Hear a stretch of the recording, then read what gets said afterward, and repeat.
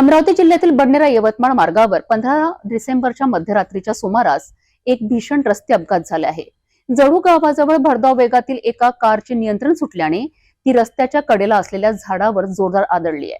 हा अपघात इतका भयानक होता की यामध्ये नांदगाव खंडेश्वर येथील 2 तरुण युवकांचा जागीच मृत्यू झाला आहे।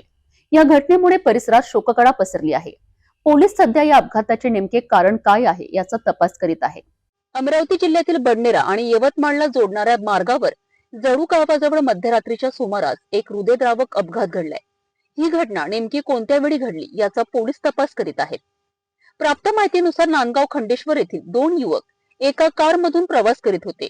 कारचा वेग खूपच जास्त होता आणि याच वेगात चालकाचे नियंत्रण सुटलेत।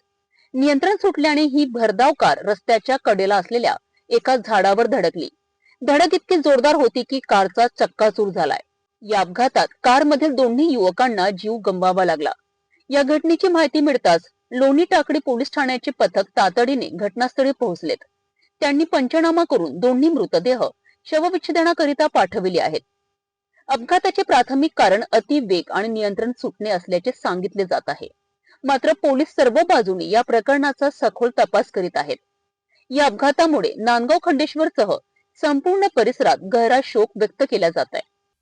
अमरावती जिल्ह्यातील अपघाताची दुःखद बातमी आपण बघितली। भरधाव वेग आणि निष्काळजीपणा किती महागात पडू शकतो याचे हे आणखी एक उदाहरण आहे। या घटनेमुळे रस्ते सुरक्षा नियमांचे पालन करणे किती महत्त्वाचे आहे हे पुन्हा एकदा सिद्ध झाले आहे। पोलीस या घटनेचा सखोल तपास करीत आहेत।